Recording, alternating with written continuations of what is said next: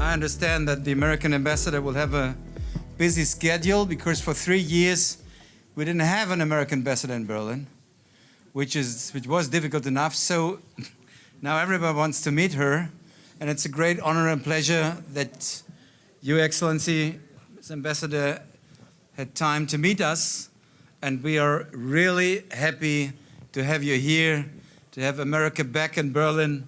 Welcome to Berlin. Welcome, Ambassador.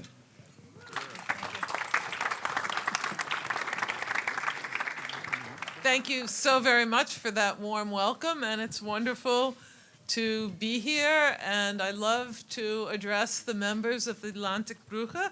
I've already had the pleasure of meeting many of you, but now it's my honor to officially greet all the members. These past 3 months have been, to say the least, eventful. And Putin's brutal war of choice against Ukraine has elicited, I'm proud to say, a coordinated response in defense of democracy. Yes, this response demonstrates a strong unity of purpose and a strong unity of action in the transatlantic relationship. And one of my highest priorities as ambassador, and I set this before we knew about Putin's war of choice, was to advance our transatlantic alliance. Putin calculated that his aggression would do exactly the opposite.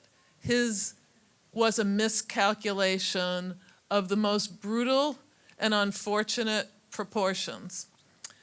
The German-American relationship has never been more important, and it's never, since World War II and the Marshall Plan, been stronger. Institutions like this one play a critically important role in that transatlantic relationship. Our two countries are political and military allies. We're also major economic, academic, arts and cultural allies and partners, and we're true friends. These multiple dimensions of our relationship really complement one another. For example, diplomacy and security are by and large coordinated at the top levels of government, the most senior levels, while much of investment in trade, arts and culture, scientific and political understanding, much of that is coordinated at the face-to-face, person-to-person level, the level that I have worked most of my adult life. Friendships, those are critical, and they're critical to the highest level relationships, and they're critical to all the rest. And so everything that we do together is based on people-to-people ties, which is one of the reasons, just one of the reasons I'm just thrilled to be here this evening. We have a few of the things at the highest level going on. You may have heard the G7. We have had over 10 ministerials coming from our secretaries with your ministers just in the past couple weeks. It's just incredible the amount of activity and work that's going on. But all of these dimensions of the US-German relationship took work to develop. And that's what I want to talk about just in a few minutes today before mingling with all of you.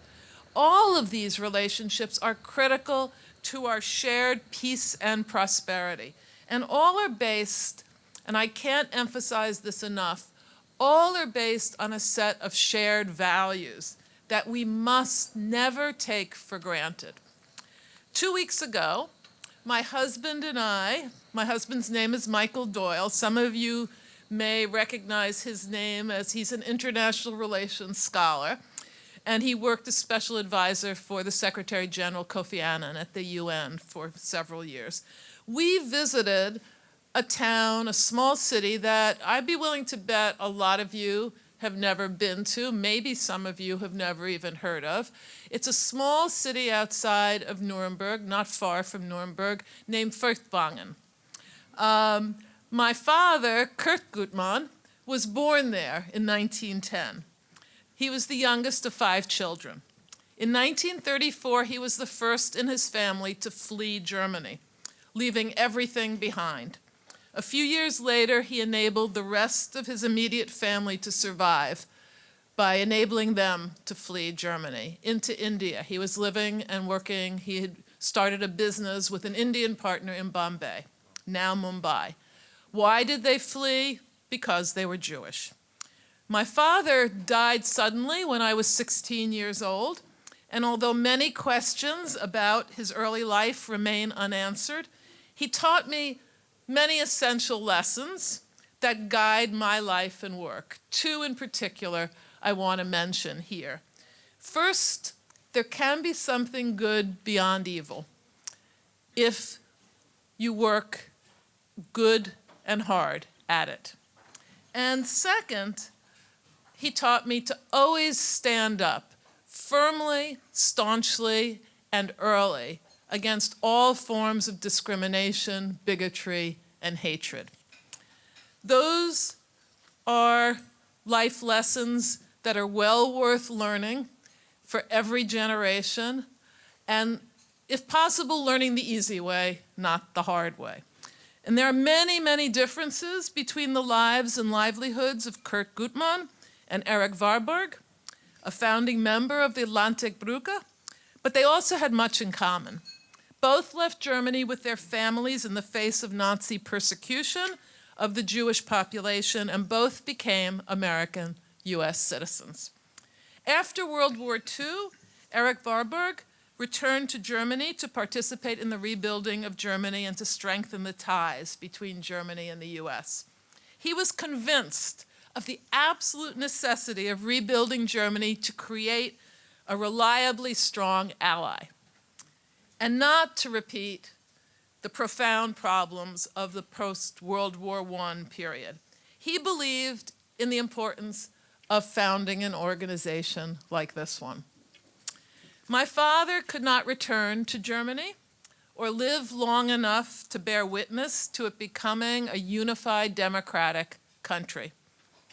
But I know he would be immensely proud that his daughter returned in his stead as the US ambassador.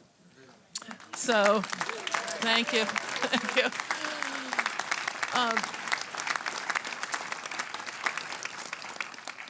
It is core to my life and our mission at the embassy and the US mission in Germany and to the Biden administration to stand up strong for human rights and democracy. And being the first in my family to return to my former home, my father's home, it feels like my former home, the home of my father and grandparents, was, as you can imagine, an incredibly emotional experience. I pulled it together, and it was, in many ways, which I can't describe now, but we can talk about sometime, a very joyful experience as well.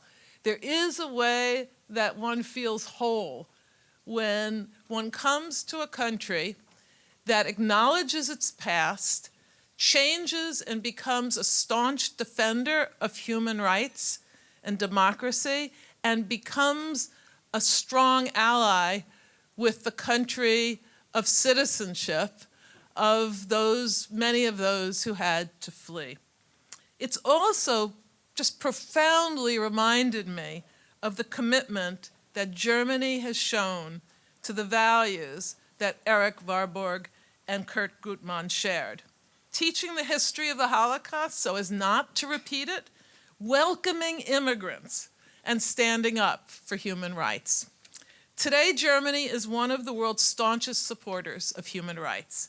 Yet outbreaks of anti-Semitism, racism, and xenophobia continue here in Germany, in the United States, and in countries around the world. Today, however, these horrific manifestations of hatred are met in Germany and the United States by swift and full-throated condemnation by leaders. And this is absolutely right and absolutely necessary. Every day in the news, we see images of the physical loss of life and the visible destruction of cities, houses, hospitals, schools, factories in Ukraine. These images are incredibly painful.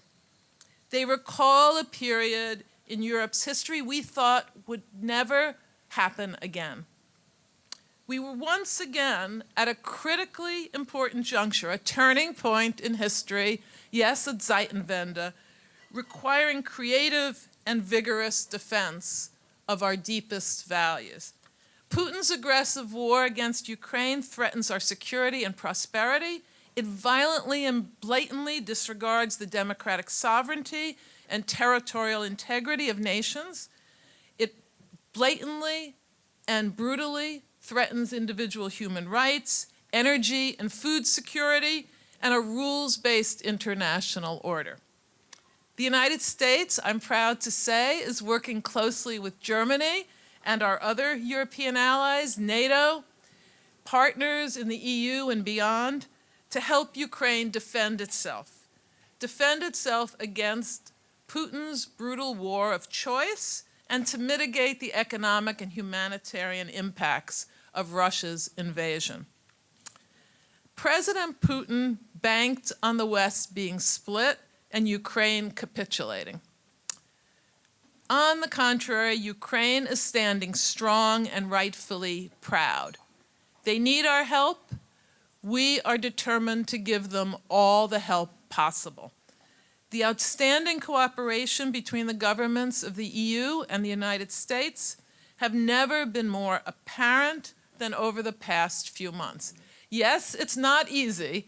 It's hard work to stand strong together, but it's important work. And I see that unity of values, of purpose, and coordinated action every day.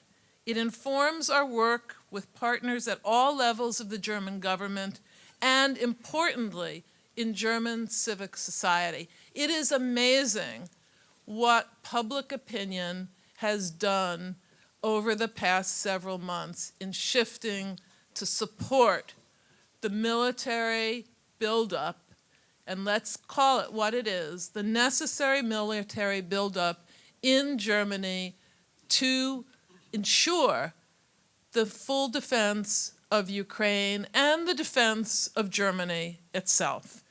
We are all threatened by this aggression. As Russia's war has shown, an ambitious and coordinated response is the most effective way that the EU, Germany, and the United States can address authoritarian countries. The United States and Germany also can and must work together to address China's increasingly aggressive foreign policy, its unfair trade practices, and its human rights abuses, which are legion. China also has a choice. It can be a competitive partner that plays on fair terms with the West and other countries, or it can be an adversary to our values and ideals. We will work as hard and as effectively as possible to push it to the latter, to work with us, to the former, to work with us on fair terms and to compete with us on fair terms. But make no mistake about it, right now China is allying with Russia. And make no mistake about it, authoritarian governments are actively working to sow division and distrust in our democracy. There's a massive disinformation campaign going on. Our liberty, our security, and prosperity are directly threatened. They're threatened by Putin's aggression. They're threatened by an adversarial PRC and by other non-democratic countries. The crisis we face is real. We must be clear-eyed and united in our determination to rise to this moment. President Biden believes, as I do, and I know he believes this to the core of his being, that the defense of democracy is the defining challenge of our time. Just as in the early post-war years, we're at an inflection point of a fundamental debate about the future direction of our world. And as we learned in those post-war years, And we know it with all the more evidence today. Democracy, coupled with peace and prosperity, doesn't happen by accident. It is hard work, but it's also good work. I was inspired by the example of my father and also my strong Jewish-American mother, Beatrice Gutmann. They both modeled the maxim, find a path forward or make it. And similarly inspirational was Eric Vorberg and so many of their generation. Today, we've inherited, and we're the proud and fortunate inheritors of their foresight and their courage. Now, all of us must rise to the challenges of our time, and we must demonstrate that democracy remains the best model to revitalizing the promise for all future generations. We owe it to our forebears, and we owe it also to our children, our grandchildren, and future generations. We have many great opportunities to work together productively on shared priorities. We must, we can, and we will create more high-quality jobs, ensure sustainable growth, address the climate crisis, build out renewable energy, promote technological innovation on both sides of the Atlantic. That's an equally important part of my mission as ambassador, to increase these relationships between our country for the good of all our people. And when I say that we will do this, I'm not for a moment suggesting it's inevitable. Quite the contrary, I am advocating and witnessing a renewed commitment to coordinated action. The choices we make are far more consequential than they were just a few years before. They will shape our world and the values that will guide it moving forward for generations to come. The challenges are immense, but so were they for the prior generation, foreign and domestic. But so are the possibilities, and the possibilities are greater than they were in the past.